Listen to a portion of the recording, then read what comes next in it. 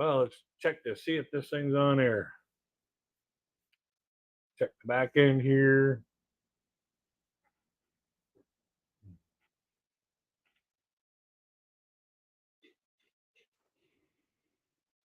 Watch my commercials.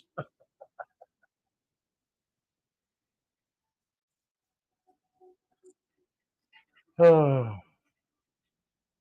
what a world! What a world!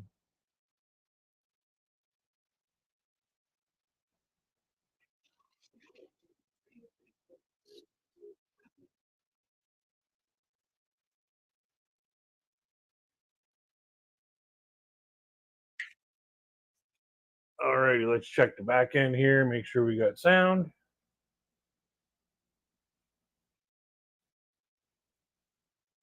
We got sound.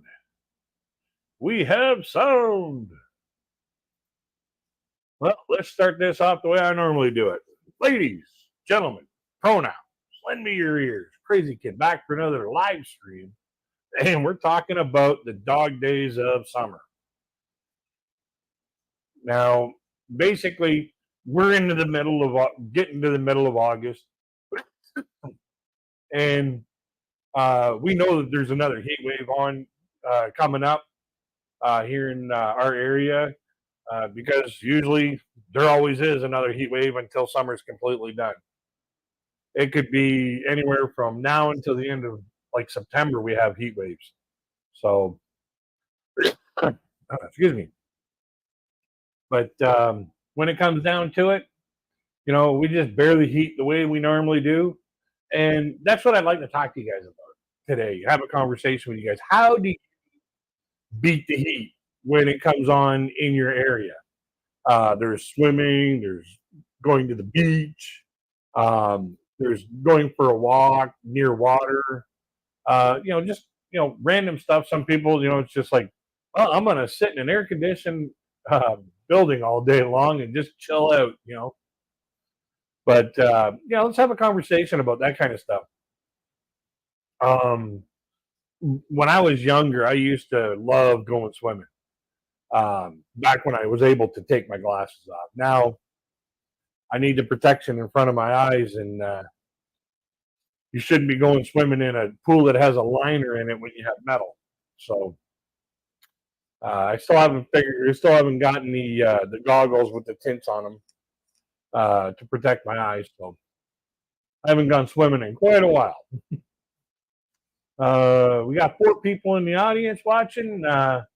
Let's see some chiming out, hear some people's thoughts, and hear what people say. When I was cooking in the kitchen, we were getting our hot heat waves. Always had a coffee in my hand because I found that raising the internal temperature of my body made my body feel cooler. So that's one way some people battle the heat. Some people, they just drink, gallons and gallons of cold liquids, whether it be adult beverages, milkshakes, smoothies, or whatever. Hey, John, how you doing? Welcome back to the palace. But let's have a conversation about how you beat the heat in the summertime. It's just one of those things. A lot of people they like to drink those ice drinks. Some people drink like iced cappuccinos, iced coffees, beer. Everybody has their own way of beating the heat. So me, I drink coffee all the time. So I just raise the internal temperature, like I said before, and make it match more evenly towards the external temperature. So that's one of those. Did everybody see R.J. Sandifer's national anthem video? Personally, I think he did a wonderful job on that. It was a great video. I wanted to have him up on my stream last week, and we and talked to him about it, and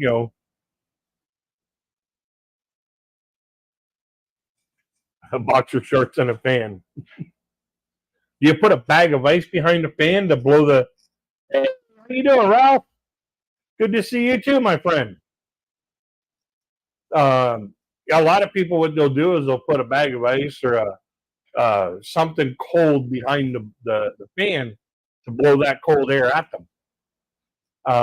There's a little hack that some people do is they'll take a clay pot and they'll drill holes in the top of it and they'll put like ice cubes in there and they'll just blow the fan over top of it and the fan blows that cool air coming from that pot and the pot gets like super cold. So that's one way you can beat the heat. It'd be a little bit of ingenuity. Get a little bit of ingenuity going. Um, Personally, since I've been out of the workplace, I've been just basically drinking lots of coffee, sitting in air conditioning, and just kind of just mellowing out, chilling out, and doing what I can. Now I'm doing this. So, and I'm thankful that there are people that watch my videos and continue to come to my live streams and engage in the conversation. That makes me really happy is when people engage in the conversation and leave comments on my videos and stuff like that. I really enjoy that. Um, like providing that the conversation is about the video. Like keep it real. But if the conversation has absolutely nothing to do with the video, yeah, I'm gonna just take it off the video and say, let's get back to the video. The dog suffers worse from the heat. How do I take him in the garden? Give him a shot. Yeah, actually, the dog is actually better protected than you are because the fur on the dog, the hair on the dog, that adds protection for the dog. Some people will shave their dog or whatever like that, shave their cats and stuff like that. You shouldn't do that, especially in the summertime. Um, that's just taking away their protection from the sun and the heat. Like the last thing you want to do is have poor Rover have a sunburn on his back, and then all of a sudden 10 million little strands of hair decide, okay, it's time to come out. That dog would be itching like crazy. But yeah, it's just like like everybody else. You if you shave your arms or your legs or whatever. Hello, Nicole. And then you get a sunburn, and all of a sudden that hair decides to come back out again. Talk about itchy. Like I buzz my hair, but I don't knock it right straight. Like I don't take all the take it down to the root. I just buzz it down to wherever the clippers hit, and that's it. Keep that little bit of hair always there. So that's why you hear number one, when I put my hat on, it's almost like Velcro on there, and the wind won't pull it off. And number two, I get really get that wind blowing through there. It feels good. Yeah, just brushing. Yeah, that's good. Yeah, short haired dogs. Yeah, they're you gotta wash. You gotta wet them down when they're really hot. Put them in the shade. Cool them off. Yeah, we had a toy poodle when I was growing up, and it was a black dog, and I was like, man, she goes out in that sun, man. I bet she's just cooking. But she'd be running and playing and doing whatever. It didn't bother her. But dogs have their own climate protection built in. It's they're just like us. We adapt to wherever we're at. Um, it's just one of those things. They constantly evolve and adapt to their surroundings and their climate. So this way, here they can bear it. Hmm. Here's something a little bit off topic. My brother and I watched this documentary on the cocaine bear, and like on Friday, and we were laughing. I was like, "Oh man!" Like if you don't know anything about the cocaine bear, basically, a synopsis is um, the Rangers found this bear with this duffel bag, this dead bear with this duffel bag nearby, and it had traces of cocaine in it. They tested the bear, and it had ingested 3 grams of uncut cocaine. Now it killed the bear, but can you imagine what was going through that bear's mind? While it was stoned out on cocaine. I asked my brother that, and he's like, "Oh, the bear's probably doing math." And all of a sudden, my mind just went like to the most crazy place. And I was like, "Can you imagine that crime scene? Here's a duffel bag that came from the sky that's got cocaine residue in it. Here's a dead bear, and on a rock over here, there's a scrawled formula of like mathematical formula, and the bear has rock dust underneath its claw, underneath one of its claws. Can you imagine a bear doing Pythagorean theorem?" When you said that, I just started laughing. Oh man, you're making me just visualize that scene too much. But that's how my mind works. But yeah, we watched that. It was an interesting documentary. We also watched a documentary where these scientists, computer scientists.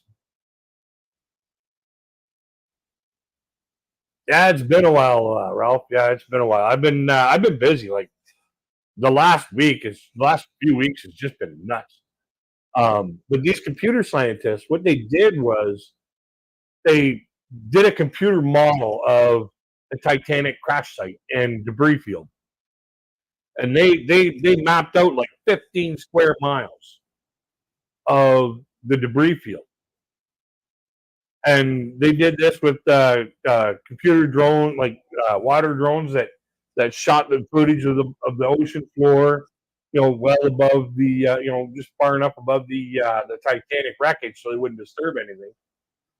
And they mapped out where everything was, and they figured out that in their theory, the Titanic, when it broke, when it broke on the surface. Okay, like it when it was like this, and it snapped. It didn't come completely apart until um, after it was already in the water, because as the pocket of water was being rushed into, or as the water was being rushed into the pocket of the ship, it made it spin, and that's why there was such a wide debris field. But um, it wasn't big enough to say that it started spinning at the top of the surface. So they were saying, well, it was down quite a ways before it started spinning, before it broke apart. So what are the chances of having a bear having a rolled up banknote? Yeah, no doubt, eh? Yeah, I don't think the bear was too much into the straw technique. I think he was just looking for something to eat. You ever watched that movie Cocaine Bear? That was funny. I sat there, I laughed through the whole thing. It was supposed to be a horror film. It's a cocaine bear. It's in a store display. The actual bear, they had it stuffed and put on display at the store. So yeah, actually, the ranger said in that documentary that's not the actual cocaine bear. The actual cocaine bear was destroyed. It's just another bear that's actually there on display. Um, and yeah, as soon as I saw that there was a display in Knoxville, Tennessee, that just added another place to my bucket list. I want to go visit. I want to go there and buy myself a Cocaine Bear T-shirt. I think that would be fun. And the thing about the Cocaine Bear is my brother, he introduced the idea of the movie because we were just looking for a movie to watch one day. And we saw this Cocaine Bear and we just looked at each other. We started laughing. Well, oh my God, this ought to be funny. So we popped it on. And it was hilarious.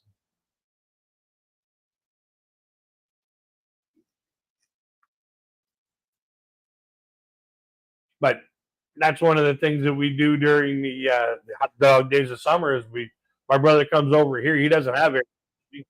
He comes over here, pop on some TV and some movies or whatever like that on Friday nights and on Friday afternoons, and we just sit here and watch movies and have dinner. And yeah, what really happened was the guy, the ex cop whose cocaine it was, he was pushing it out of the plane.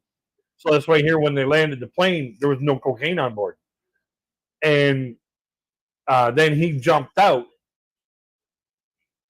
to, and they basically theorized that he wanted to make it look like he lost the plane, the cocaine, and everything like that, and just basically sell it back for him, for his own profit.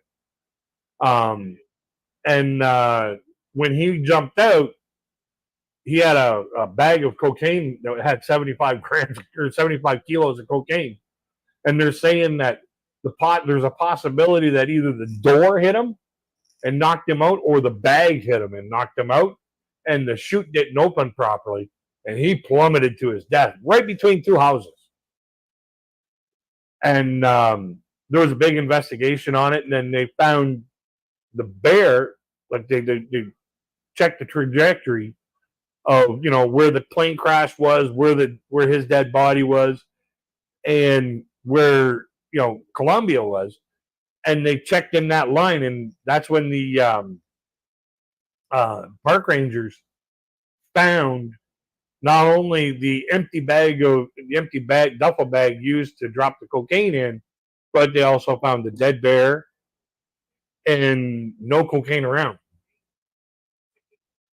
Bears are aggressive enough. Can you imagine when? Yeah, yeah. Can you imagine and you can almost guarantee that the bear wasn't the only thing affected by that drug.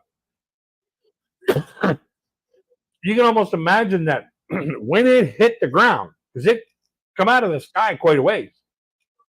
When that hit the ground, some of it had to get like a cloud, and there would have been other animals like birds and chipmunks and squirrels and deer and anything else around the neighborhood, like taking a quick sniff of this stuff and all of a sudden just losing their minds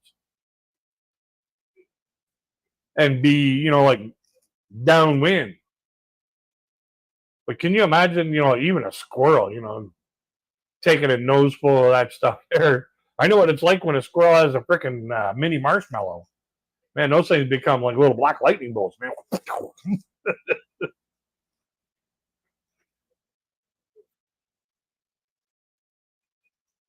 But yeah, that whole thing about the cocaine bear, that was funny.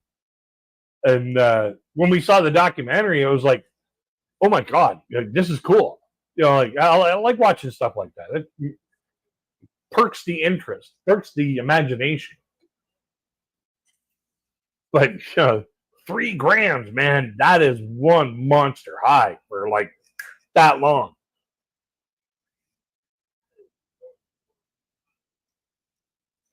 Like I've never done that stuff, but I've seen some people get really wicked on that, and I can almost imagine what that bear was going through. It would have almost been like instant heart attack for the bear. But Lucy Warren's World, hey, how you doing? Yeah, the last few weeks has been like nuts around here, man. Oh my god, I've had like this time of year, like around the last couple weeks of July, the first couple weeks of August. Those 4 weeks are like just absolutely bonkers around our neighborhood. Like,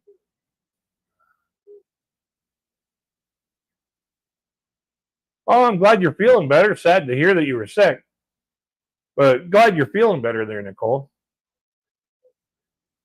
Um, but yeah, like there's two birthdays and an anniversary that are just like within like a week and a half, and it's a matter of like working up to getting the first one going.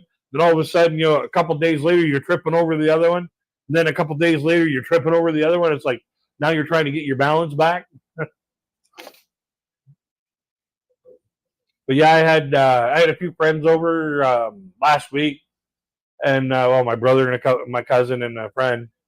We sat here and played Axis and Allies. Had a good game. We played Lords of Waterdeep. It's an awesome game. And some Uno Wild game. Um, we played that for a little while, and then they left about 7:30 and did my live stream for about 15, 20 minutes. And there was no conversation in the chat, so I was like, well, sayonara. So and I wasn't really in the better, not in the best spirits, but I wasn't really. I was feeling a little bit loose and ready for some sleepy time.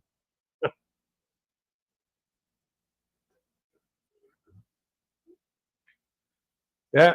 Oh yeah. Don't forget, if you want to promote your channel, just type 949 in the chat, and my Nightbot will pop your link up so that other people can come and check your channel out. So just type in 949 and then hit enter.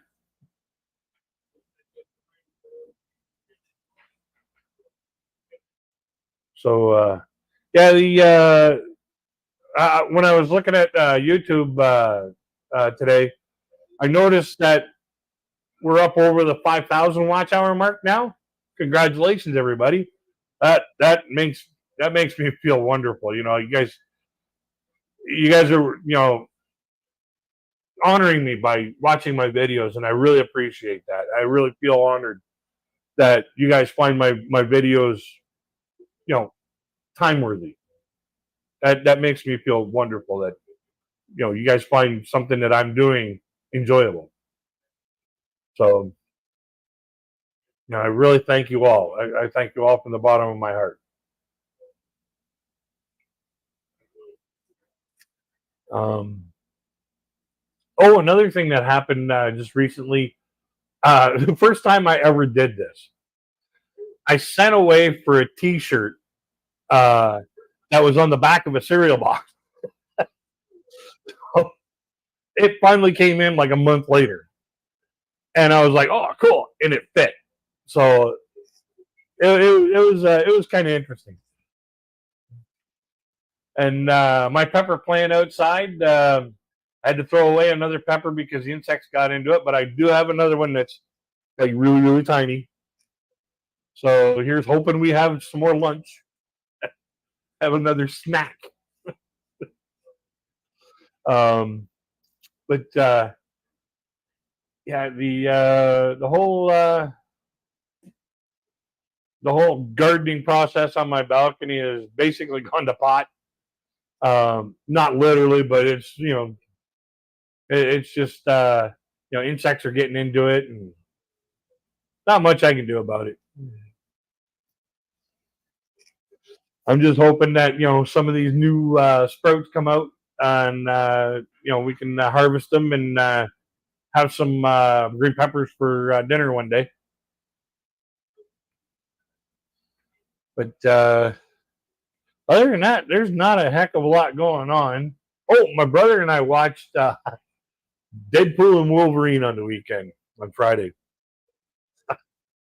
Let me tell you, that was a laugh fest from start to finish and full of action. So if you like action comedy movies, check out Deadpool and Wolverine. It was fantastic. Oh, another shout out is hats off to Austin Dillon for winning the race last night. He broke his 68 winless streak. He hasn't won a race in 68 races. He won last night. Not in the most graceful way, but it comes down to what are you willing to do to win a race, lock yourself into the championship playoffs, and secure your fate. Now, the two people that he played a little rough with, so to say, are two of the roughest drivers in NASCAR. And he come up behind the one, and he wasn't letting up for nothing. He said, you got brakes, I'll use them. Hit him in the back end, send him spinning into the wall. Another guy tried to take him on the inside, and he come down and caught on his right rear, sent him spinning into the wall, and took the checkered flag a few feet later. Do I condone that kind of action? No. Do I understand it? Absolutely. If he was, I know for a fact, if Austin Dillon had already had a win, or if he had enough points to be locked into the like mathematically locked into the chase, the playoffs, he would have taken second and been happy with it. But he was in 32nd, having a really rough season.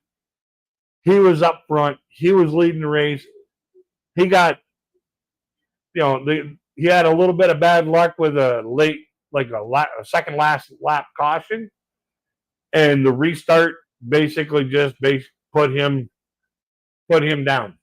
So, what's he going to do? Hey, can't drive around him, drive through him. And that's what he did. Do I condone it? Nope. Do I understand it? Oh, yeah. It's what it is. Those two guys that he roughed up to win the race, they do the same thing almost every week.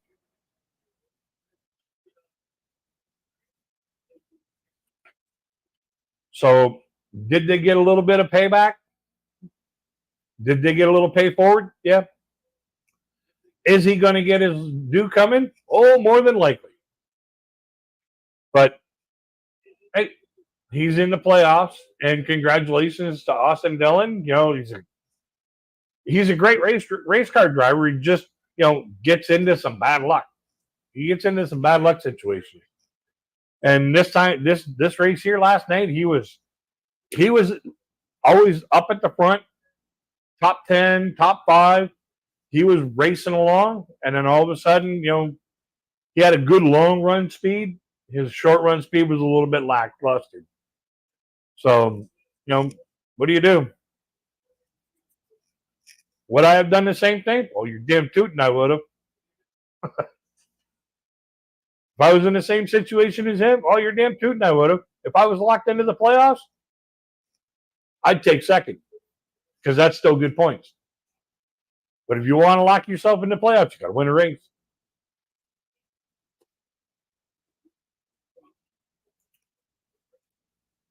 So, congratulations, Austin Dillon, the number 3 car RCR Racing. The whole team, they've been doing a great job all summer long or all season long. They've just been running into some terrible luck. Like somebody blow a tire and take them out accidentally, like just.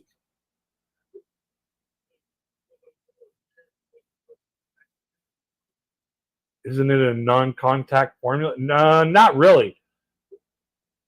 In racing, a little bit of rubbing is a little bit of rubbing. And the two guys that he roughed up a little bit, they're basically the two roughest drivers in the league. So, you know, did they get what they got? Yeah, they got what they got. You know, did they bitch about it afterwards? Oh, you damn tootin' they did. They were like, "Oh, I don't do that to nobody." Oh, watch the tapes. Like, especially Denny Hamlin. Denny Hamlin was like, "Oh yeah, I understand why he did, yeah, but should he have done it? No, I wanted to win the race. He's already won a race. Both them guys were already in the playoffs. With both them guys already in the playoffs, them having another playoff point was just going to put another feather in their cap. Austin Dillon was in the back of the pack for the points. He needed to do something to get to the playoffs. And it's 3 weeks away. Do I condone it? No. Do I understand it? Oh, yeah.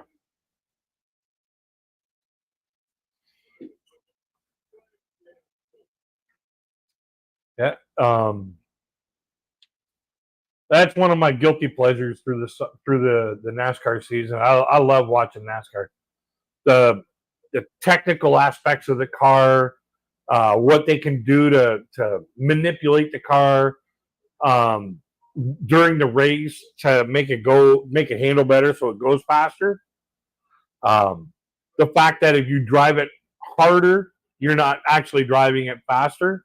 You got to drive it smoother to drive it faster. And sometimes you got to slow down to speed up. It sounds counterproductive. Sounds counterproductive. But if you in a NASCAR race, as long as the cup races are, your distance between pit stops to change your tires is stretched. So you have to make your tires and your handling last that entire run. So in order to do that, you got to drive smooth. You got to drive tactful. And then when it comes to the end of the race, you just drive it. You just get her there. You just get her done. You just put it in the corner and hope you come out at the end in the lead. That's all there is to it. So, well, I think I'm going to end this here soon because I see two people in the box. Nobody really putting any comments in, so I think I'm going to put this down for the night and for the week. And I wish you all peace, love, and happiness. And until we get to the next one, folks, keep watching the videos and like the videos. Don't forget to like the videos. That's very important. That helps get the message out. So we shall talk to you all later, folks.